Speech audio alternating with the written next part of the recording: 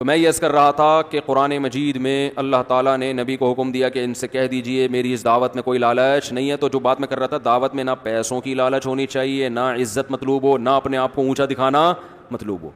دعوت جھک کے دی جاتی ہے.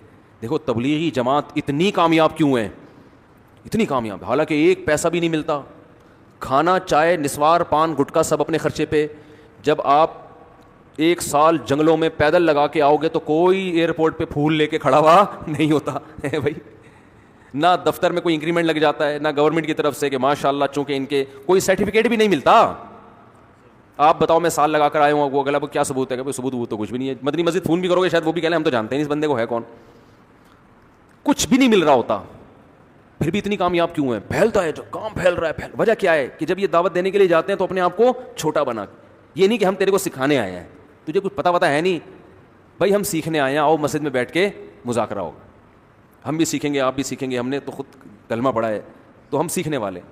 تو یہ جو سیکھتے اور بھائی اور عزت اور کوئی یار کیا کیا باتیں آتی ہیں دماغ میں کھوپڑی میں. ابھی میں ایک واقعہ سنایا نا, جس نے مجھے سنایا تو بس میں آنکھوں سے ضبط نہیں کر پا رہا تھا. حضرت مولانا طارق جمیل صاحب کا واقعہ ہے.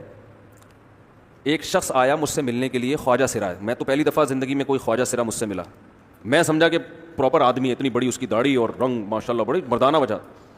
لیکن جب بات چیت کا انداز ہوتا ہے تھوڑا سا, وہ ایٹیٹیوڈ سے اندازہ ہو گیا کہ یہ مکمل مرد نہیں ہے. تو اس نے مجھے خود بتا دیا میں خواجہ سرا ہوں.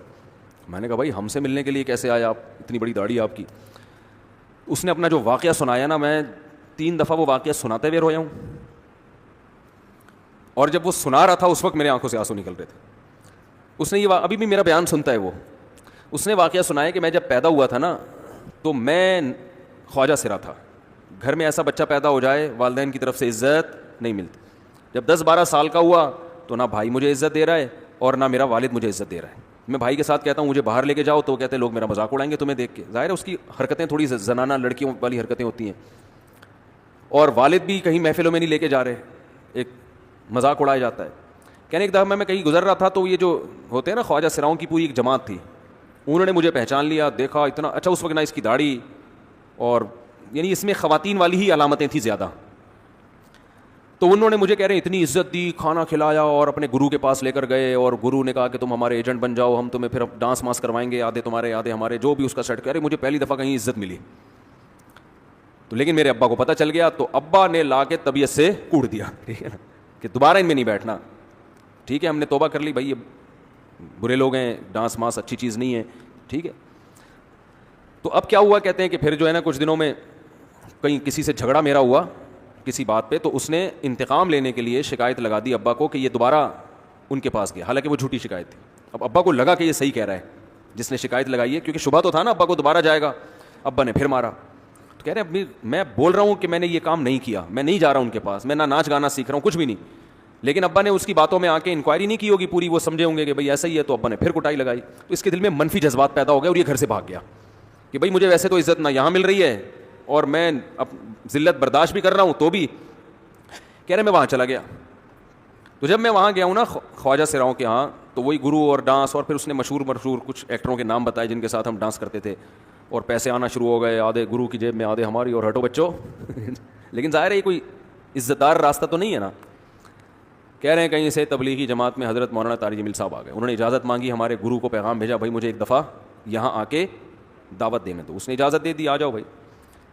بیان کیا, ان کو سمجھایا بھائی یہ زندگی نہیں ہے, اللہ کی سیروزے کے لیے بہرحال ترغیب دی. کہہ رہے ہیں میں تیار ہو گیا, باقی لوگ تیار نہیں ہوئے, میں تیار ہو گیا. کہہ رہے میں نے گرو سے اجازت لی, اس نے کہا جاؤ لگا لو سیروزہ.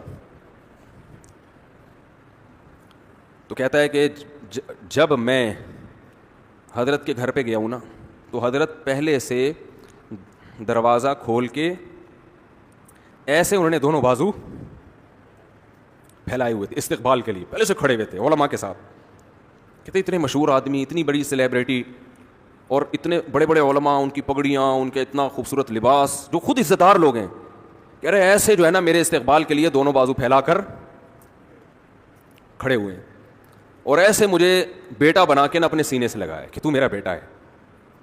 کہہ رہے خدا کی قسم مجھے زندگی میں پہلی مرتبہ ایسی عزت ملی مجھے کسی سے. اور اس عزت دینے میں مولانا کا کوئی مفاد, بولو بھائی, کچھ بھی, بلکہ ذلت ہوگی نا. لوگ کہتے ہیں خواجہ سرا کو بیٹا بنایا ہوا ہے, اور اس وقت تو اس میں بیچارے میں کچھ زنانہ سی علامتیں بھی تھیں, تو خواجہ سرا کو کیا دے رہے ہیں, عزت دے رہے ہیں.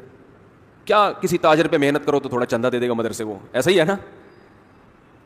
اور کسی افسر پہ محنت کرو تو تعلقات کیا ہو جائیں گے جب وہ دین پر آئے گا, تو اس سے کیا فائدہ اس کو. تو اب باپ ایسے ان لوگوں کو ریجیکٹ کر دیتے ہیں, بھائی اپنانے سے کہہ رہے مجھے یہ اپنا رہے ہیں, ایسے سینے سے لگایا انہوں نے, اور مجھے سہروزے کی جماعت میں اپنے ساتھ لے کر گئے, کھلاتے تھے, بڑا خیال رکھوایا میرا. کہہ رہے اس کے بعد پھر میں نے گرو سے اجازت لی, وہ گرو چھوڑتے تھوڑی, ان کو پیسے ویسے دیے, جان چھڑائی نا, وہ بھی غلامی کی طرح نکلنا پڑتا ہے, پیسے دیے پتہ نہیں کتنے لاکھ یا کتنے ہزار روپے, وہاں سے پھر نکل کے 4 مہینے اس میں بھی خیال کیا.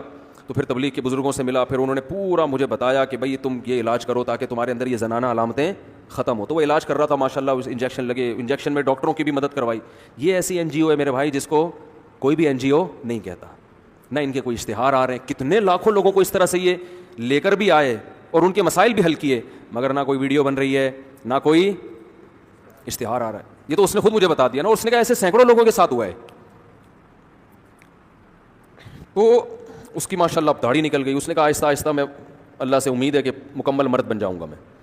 تو یہ ہے وہ دعوت جس میں آپ کا کوئی مفاد, بولو, نہیں ہے. تو دعوت کے کام میں جب تک اس درجے کا اخلاص نہیں ہوگا, اس وقت تک آپ کی دعوت میں جان پیدا نہیں ہوگی.